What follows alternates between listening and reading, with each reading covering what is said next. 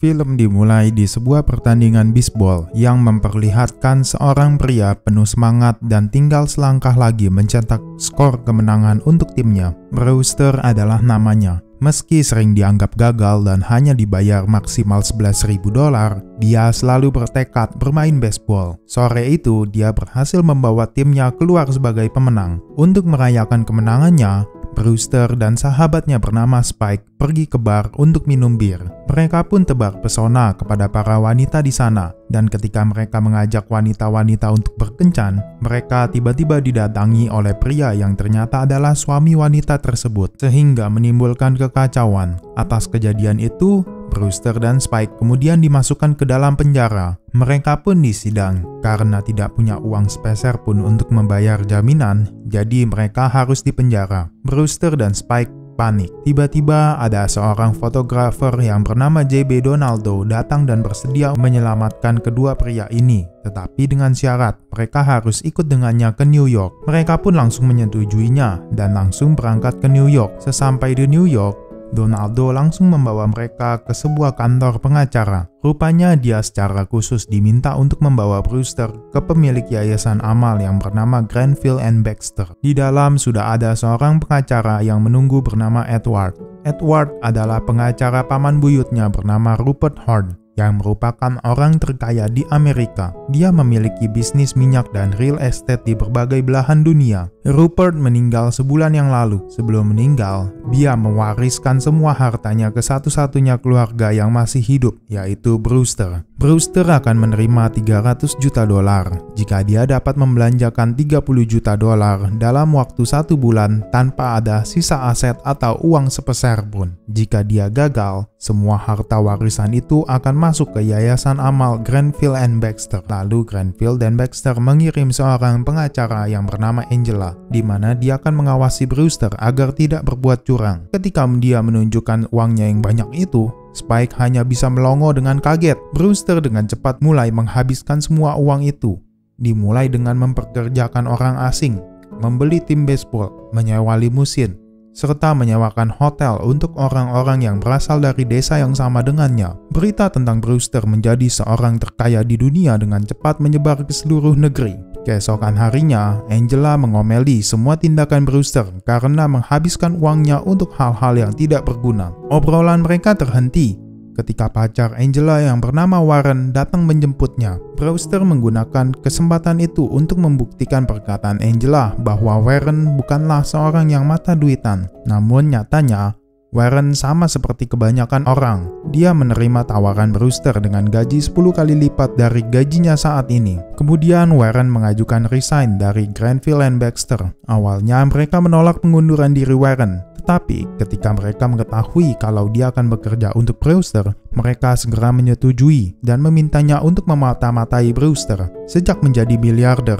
banyak orang yang tidak dikenalnya mengaku sebagai saudaranya. Kehidupannya yang penuh dengan kekayaan tak pernah lepas dari sorotan kamera. Hari itu, Brewster didatangi oleh seorang penjual gunung es di Kutub Utara. Mengingat misinya untuk menghabiskan uangnya, Brewster membeli gunung es itu. Angela dan Spike tidak bisa berkata apa-apa. Keesokan harinya, Charlie dengan tim baseballnya tiba di New York dengan helikopter dan disambut segrup marching band. Charlie terkejut ketika Brewster hendak mengajaknya latihan menembak di Long Island. Dan karena Brewster telah membeli timnya, dia bebas melakukan apapun yang dia inginkan. Angela merasa keuangan Brewster semakin berantakan, sehingga dia mendatangkan seorang konsultan keuangan. Dia berharap keuangan Brewster bisa menjadi lebih teratur dan pengeluarannya tidak sembrono. Brewster tentu saja kesal karena itu tidak sejalan dengan misinya menghabiskan uang. Brewster bergegas menghabiskan kembali uangnya dengan membeli perangko paling langka di dunia yang bernilai $1,25 miliar. Ternyata gunung es yang dia beli saat itu meraup untung yang besar dan dia memenangkan taruhan. Brewster benar-benar bingung dan tanpa pikir panjang dia menyumbangkan semua uang taruhannya untuk kegiatan amal. Angela menentang keputusan Brewster. Untuk mencairkan pikiran Angela, Brewster kemudian mengajaknya makan siang bersama. Saat mereka akan pergi, sebuah mobil menabrak mobil Brewster. Dia tidak meminta ganti rugi.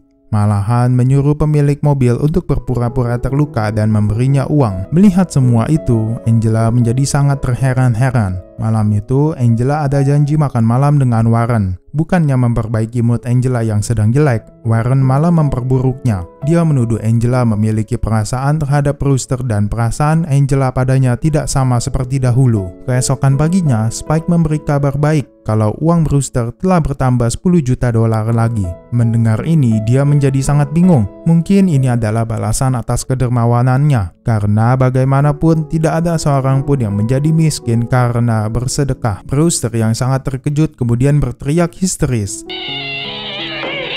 Dia punya ide cemerlang untuk menghabiskan semua uang itu. Dia terjun ke dunia politik dan mencalonkan diri sebagai wali kota. Popularitasnya sebagai politikus semakin meningkat. Dia bahkan berhasil memenangkan hati masyarakat New York dan uang yang dia miliki perlahan berkurang.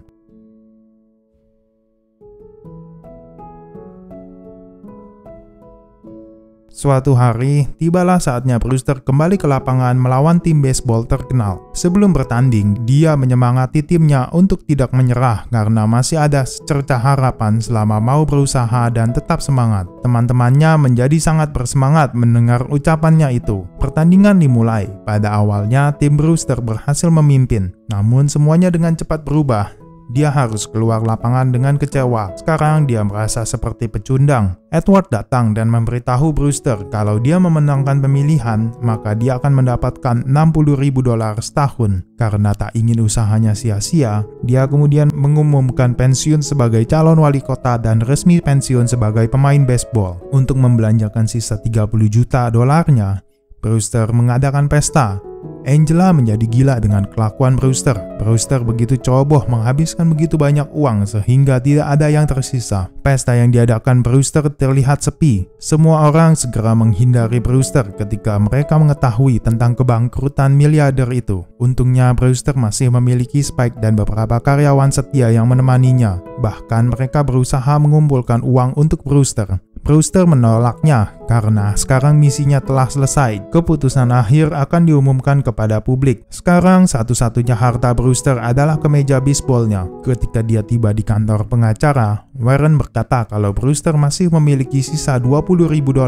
Dia menjadi panik karena dia tidak ingin terjebak dalam kemiskinan lagi. Tetapi dengan waktunya yang terbatas, dia tidak punya pilihan lain. Warren tertawa dengan jahatnya. Saking senangnya, Warren sampai tidak menyadari kehadiran Angela. Warren kemudian mengungkapkan semuanya. Ternyata uang itu adalah tipu muslihat Warren, Granville, and Baxter agar Brewster tidak mendapatkan $300 juta itu. Tidak terima Brewster ditipu, Angela kemudian membongkar kejahatan mereka. Brewster yang mengetahui kebenarannya menjadi sangat marah.